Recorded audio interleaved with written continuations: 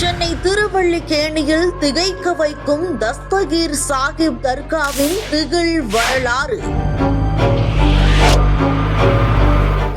மரணித்த அவரது உடலுக்கு அவரது ஆன்மாவே வந்து ஜனாசா தொழுகை நடத்திய அற்புதம். ரோஜாப்பூ நறுமணத்துடன் அடக்க தலத்தில் உலா வரும் புனித ஆத்மா.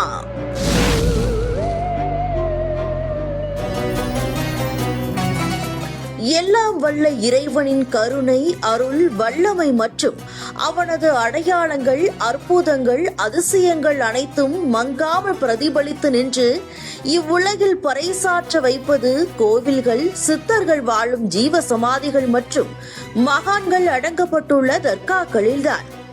ஊன் உறக்கமின்றி ஏக இறைவனை அடையும் பொருட்டு உலக இச்சைகளை மறந்து ஆசைகளை துறந்து இறை நேசர்களாக வாழ்ந்து விட்டு சென்ற இந்த அவுளியாக்களின் அடக்கத்தலங்களின் புகழ் எப்போதும் மங்காது என்றும் நிலைத்திருப்பதே அவர்களது ஆன்மீக ஆற்றல்களுக்கு சிறந்த உதாரணமாக திகழ்கிறது. உலகம் முழுவதிலும் இறை நேசகர்கள் நிறைந்திருந்தாலும் சித்தர்கள், வலிமார்கள் நிறைந்த புனித பூமியாக திகழ்வது சென்னை நகருக்கு கிடைத்த பெரிய கொடுப்பனை என்கின்றனர் ஆன்மீக அறிஞர்கள். அவர் பெரிய கோடீஸ்வரன்லேருந்து வந்து இங்கே பணிவடை செஞ்சுக்கின்னு அதுக்கப்புறம் இந்த இடத்துல அவர் அடக்கமாயின்னு சொல்லி அப்படியே அடக்கமாகிட்டார். அவர் பீஜாப்பூர்லேருந்து ஒரு பெரிய இந்த வள்ளல் பரம்பரையிலேருந்து வந்தவர். எனக்கு வேணாம், உலகமே வேணாம், நான் அந்த மக்களுக்காக நான் வாழ போகிறேன் அப்படின்னு சொல்லி வந்து இங்கே ஹிட்மத் பண்ணிக்கின்னு இங்கே இருந்துக்கின்னு இங்கே அடக்கமான பிறகு அவருக்கு இங்கே அடக்கிட்டாங்க. அதுக்கப்புறம் இது உருவாச்சு. ஆனால் இதுக்கு முன்னாடி கமர்சான் இருந்திருக்கு, தர்கான்னு உருவாச்சு. அதுக்கப்புறம் இதை வச்சு ஒரு சின்ன ஒரு மசூதி இருந்தது. இன்றைக்கி பெருசாக கட்டிட்டாங்க. சின்ன மசூதி இருந்தது, 30 பேர் 40 பேர் படிக்கிற மாதிரி. இந்த மாதிரி அமைப்பெல்லாம் இருந்திருக்கீங்க. பிரார்த்தனை நிறைவேற வேண்டியும் ஞானம் பெறுவதற்காகவும் வட இந்தியாவைச் சேர்ந்தவர்கள் அஜ்மீர் தர்காவுக்கும், தென்னிந்தியாவில் வாழ்பவர்கள் நாகூர் தர்காவுக்கும் செல்கின்றனர். அதே போல சென்னை மாகாணத்தில் உள்ளவர்கள் மவுண்ட் ரோட் தர்காவிற்கும் கோவளம் தர்காவிற்கும் செல்வது வழக்கமாக உள்ளது. அந்த வகையில் சென்னை வாசிகள் நம்பிக்கையுடன் வந்து செல்லும் ஆன்மீக தலங்களில் ஒன்றாக விளங்குவது சென்னை திருவல்லிக்கேணியில் அமைந்துள்ள அல்லாவின் சர்வ வல்லமை பெற்ற தஸ்தகீர் சாஹிப் தர்கா அடக்கத்தலமாகும். அவுலியா என்பது 40 வலிமார்களுக்கு சிறந்த நிடர். இங்கே தீராத குறைகள் இல்லை. யார் வந்தாலும் இங்கே வந்து எந்த துக்கத்தில் வந்தாலும் அந்த துக்கத்தை தீச்சி வைக்கிறவர் தஸ்தகீர் பாபா. அல்லாஹ் கிட்ட துவா செஞ்சு குழந்தை இல்லாதவங்களுக்கு சிறப்பான இங்கே வந்து அவங்களுடைய வேண்டுதல் நிறைவேறியது. கஷ்டங்காலத்தில் பணம் கஷ்டம், கடன் தொல்லை கஷ்டம்தான். பாபாக்கிட்ட வந்தவங்கெல்லாம் அந்த கடன் தொல்லையெல்லாம் நீங்கி இருக்குது. அடுத்தது வந்து ரொம்ப மன உடைச்சலோடு இங்கே யார் வராங்களோ பாபா அவங்களுடைய குறைகளை தீர்த்து வைக்கிறார். பாபா வந்து மிகப்பெரிய மெட்ராஸுடைய குதுபே மதராஸ் நாயகம் ஹசரத் தஸ்தகீர் சாஹிப் கிப்லா ஆயுதன வந்தவங்க இது வரைக்கும் வந்து இங்கேருந்து போனவங்கலாம் சிரிச்சுன்னு தான் போயிருக்காங்க. பக்தர்கள் என்ன குறைகளை மனதில் நினைத்து தஸ்தகீர் சாஹிப் தர்காவுக்கு வந்து முறையிட்டு சென்றாலும் அது நிச்சயம் நிறைவேறுகிறது என்ற நம்பிக்கை உள்ளது. செய்வினை, சூனியம், பேய், பிசாசு, ஜின்னு, ஷைத்தான்கள் மற்றும் கண் திருஷ்டிகளால் ஏற்படும் பிரச்சனைகள் தஸ்தகீர் சாஹிப் தர்காவில் நொடி பொழுதில் விலகி விடுகிறது என்கின்றனர். அது மட்டுமின்றி திருமண தடை, குழந்தையின்மை போன்ற குறைகளும் இங்கு தீர்கிறது. தஸ்தகீர் சாஹிப் பாபாவுக்கு பிடித்தமான பன்னீர் ரோஜா பூவுடன் வந்து வேண்டினால் நிச்சயம் வேண்டுதல்கள் நிறைவேறும் என்பது அங்கு வந்து செல்லும் மக்களின் அசைக்க முடியாத நம்பிக்கையாக உள்ளது. யார் இந்த தஸ்தகீர் சாஹிப் அவ்லியா? இவர் திருவல்லிக்கேணிக்கு வந்து ஜீவ சமாதியான வரலாறு என்ன என்று பார்த்தபோது பிரம்மி பூட்டும் விதமாக இருந்தது. கிபி 1720ஆம் ஆண்டுகளில் கர்நாடக மாநிலம் பீஜப்பூரில் இருந்து தஸ்தகீர் சாஹிப் சென்னைக்கு வந்துள்ளார். துருக்கிய குடும்பத்தைச் சேர்ந்த இவர் பீஜப்பூரின் அதில் ஷாகி என்ற மன்னர் வம்சத்தைச் சேர்ந்தவர். ராஜ குடும்பத்தில் பிறந்து மிக பெரும் செல்வந்தரானாலும் தஸ்தகிர் சாஹிப் அனைத்தையும் துறந்தவராக இறைவனை நாடி தனது ஆன்மீக பயணத்தை தொடங்கினார். தஸ்தகிர் சாஹிப் பாபாவுக்கு சூபிசத்தை கற்றுத்தந்து ஞான போதனை அளித்தது கிபி 1715 ஆண்டுகளில் வாழ்ந்த மாபெரும் தவஞானி ஹஸ்ரத் குவாஜா ரஹ்மத்துல்லா எனவும் கூறப்படுகிறது. மேலும் தஸ்தகிர் பாபா அகமது கபீர் ரிஃபாயி நாயகத்தின் காதிரியா தரீகாவின் தலைமை குருவாகவும் இருந்துள்ளார் எனவும் கருத்துக்கள் நிலவுகின்றன. நாடு முழுவதும் ஓரிரை கொள்கை கோட்பாட்டை பிரச்சாரம் செய்த தஸ்தகிர் சாஹிப் வலியுல்லா இறுதியில் கிபி 1730 ஆண்டுகளில் சென்னை திருவல்லிக்கேணி நடேசன் சாலைக்கு வந்தார். அங்கு இருந்தபடி ஞான உபதேசங்களை போதித்த அவர் ஷைத்தான்களை விரட்டுவது, நோய் பிணிகளை நீக்குவது என பல அதிசயங்களை செய்து காட்டியதால் அவர் சென்னை மக்களால் போற்றப்பட்டார். 1751 ஆண்டு ரஜபு பிறையில் தான் இறக்கப் போவதை தனது தவ வலிமையால் முன்கூட்டியே அறிந்து கொண்டார். தான் மரணமடைந்தால் வேறு எந்த இமாமும் வந்து தனக்கு ஜனாசா தொழுகை நடத்த வேண்டாம் என்று தம்முடைய சீடர்களிடம் கேட்டுக்கொண்டார். அதன்படியே இஸ்லாமிய மாதம் ரஜபு பிறை 3ஆம் நாள் அன்று தஸ்தகிர் சாஹிப் இறைவனடி சேர்ந்தார். அவர் மரணித்த பின் அவரது உடலில் இருந்து பிரிந்து சென்ற அவரது ஆன்மா மீண்டும் எழுந்து வந்து தமக்கு தாமே ஜனாசா தொழுகை நடத்தியது. இதனை கண்ட தஸ்தகிர் சாஹிப்பின் சீடர்கள் அதிசயித்து நின்றனர். பின்னர் தஸ்தகிர் சாஹிப் தனது குடும்பத்துடன் வாழ்ந்த இடத்திலேயே அவருக்கு சமாதி எழுப்பப்பட்டது. பிறகு 1789 ஆண்டு நவாப் முகமது அலி வாலாஜா தமது சொந்த செலவில் தஸ்தகிர் சாஹிப் அவர்களுக்கு அடக்கத்தலம் எழுப்பினார்.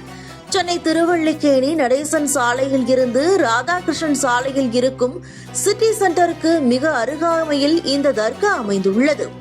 தஸ்தகிர் சாஹிப் வலியுல்லா மறைந்தாலும் அவர் அடக்கத்தலத்தில் புனித ஆன்மாவின் நடமாட்டம் இருப்பதாகவும் தினமும் மாலை நேரத்தில் அசர் தொழுகை சமயத்தில் அவரது அடக்கத்தலத்தில் ரோஜாப்பூ நறுமணம் மூக்கை துளைப்பதாகவும் அந்த நறுமணம் நம்மை மெய்மறக்க செய்யும் என்கின்றனர் தர்காவை பரம்பரையாக நிர்வாகம் செய்யும் பிரமுகர்கள். இவர் வரலாறு ஒரு 250 வருஷமாக நாங்கள் கேள்விப்படுறோம். இவர் கர்நாடகா ஸ்டேட்லேருந்து பீஜாப்பூர் ஊர்லேருந்து வந்த இவர் பேர் முழு பேர் ஹசரத் மக்தூம் ஷா குதுப் தஸ்தகீர் அவுலியா. இங்கே பெரிய கபரஸ்தானும் ஒரு மசூதி ஒரு அடக்கஸ்தலம் அங்கே இருக்குது. அந்த காலத்துலேருந்து அந்த டைமில் கபரஸ்தானில் லைட்டெல்லாம் எல்லா நேரத்தில் யாரும் வரமாட்டாங்க, யாரும் இது பண்ண மாட்டாங்க. அப்போது ஒரு வெள்ளை துணி போட்டுக்கிட்டு ஒருத்தர் நடமாடிக்கினே இருப்பார். அப்படி இப்படி நடமாடிப்பாங்க. யார் வரும்போது எல்லாம் பயப்படுவாங்க.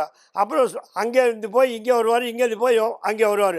அப்போ சில பெரியவங்க சொன்னாங்க, இல்லை இங்கே வழிமார்கள் தான் இருக்காருங்க, இவர் தான் இதுக்கு பேசிக்கிட்டு இருக்காரு, ஒஸ்தாதுடைய ஹித்மத் பண்ணுறதுக்கு ஒரு ஆள் இருக்கார், அவங்க 2 பேர் தான் இங்கே பராமரிக்கிறாங்க அப்படின்னு சொன்னாங்க. அதே டைமில் ரெண்டாவது இந்த கபர்ஸ்தான்லேருந்து நிறைய பேர் வரும்போது கபர்ஸ்தானில் சில அதிசயங்கள்லாம் நடந்திருக்கு. ஒருத்தர் அப்படியே நம்ம ஒரு மௌசன் சாப் நம்ம பார்த்து சொல்கிறார். இப்போ இருக்கார் அவர் போகும்போது அவர் மசூதியில் பார்க்கும்போது ஒரு ஆளுடைய குடல் அப்படியே தொங்கினி இருக்குது. அப்படியே அவர் வந்துக்கினே இருக்கார். அவர் நம்ம இவர் பார்க்குறாரு, மௌசன் சாப் பார்க்குறாரு. இந்த மாதிரி இருக்குது, இது எப்படி யார் இது இன்னும் நேரத்துக்கு வரான்னு சொன்னால் அது யாரும் இல்லையா, நீங்கள் வேப்பட வேணான்னு சொல்லியிருக்காங்க.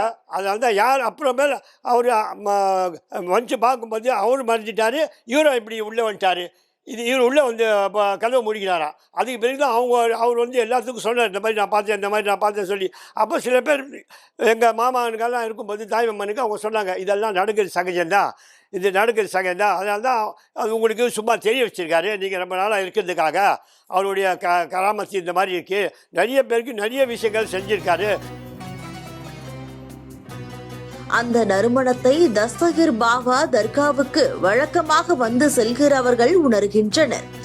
அந்த சமயத்தில் தர்காவுக்கு வேண்டுதல்களை கேட்டால் நிச்சயம் நடக்கிறதா. மேலும் தீராத வியாதிகளும் இந்த தர்காவுக்கு சென்றால் தீர்கின்றது. கடந்த பல மாதங்களாக தனது கணவர் நோய்வாய்ப்பட்டு உடல்நலக் குறைவால் காலில் புண் ஏற்பட்டு நடக்க முடியாமல் அவதிப்பட்டு வந்துள்ளார். பின்னர் தஸ்தகிர் சாஹிப் தர்காவின் அற்புதங்கள் பற்றி நண்பர் ஒருவர் மூலம் அந்த பெண் கேள்விப்பட்டுள்ளார். தனது கணவரை தஸ்தகிர் பாபா தர்காவுக்கு கடந்த 7 வாரங்களாக அழைத்து வந்து பிரார்த்தித்துள்ளார். அதன் பின்னர் அவரது கணவருக்கு காலில் புண் சரியாகி அவர் பழையபடி நன்றாக நடக்கிறார் என தஸ்தகிர் பாபா தர்காவின் அதிசயம் பற்றி தெரிவித்தார். வணக்கங்க. நான் இங்கே வந்துட்டு ஒரு 7 வாரமாக வந்துட்டு இருக்கேன். ஆல் ஆஃப் அ சடன் ஒரு 3 மாதத்துக்கு முன்னாடி எனக்கு கிட்னி ரிலேட்டட் இஷ்யூஸ் வந்துருச்சுன்னு சொல்லியிருந்தாங்க. என்ன பண்ணுறதுன்னு தெரில. ஹஸ்பண்டுக்கும் வந்துட்டு காலில் வந்துட்டு ஃபிங்கர்ஸ் வந்துட்டு ஆம்புடேட் பண்ணாங்க. ப்ளஸ் அவருக்கு பிஏடி இஷ்யூஸ்ன்னு சொல்லிட்டு அவருமே வந்து வழியில் ரொம்ப கஷ்டப்பட்டுட்டு இருந்தார்.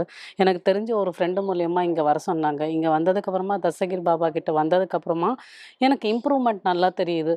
வாரம் வரும்போதும் எனக்கு கொஞ்சம் கொஞ்சமாக மாற்றம் வருது. நான் வேலைக்கே போவேனான்றத மாதிரி இருந்தது.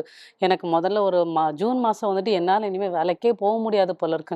இப்போ வேலைக்கு போயிட்டு வேலையில் இருந்தால் நேராக வரேன். அந்த அளவுக்கு வந்துட்டு எனக்கு வந்துட்டு சக்தி வாய்ந்த பாபா வந்துட்டு என்னை காப்பாற்றி விட்டார்.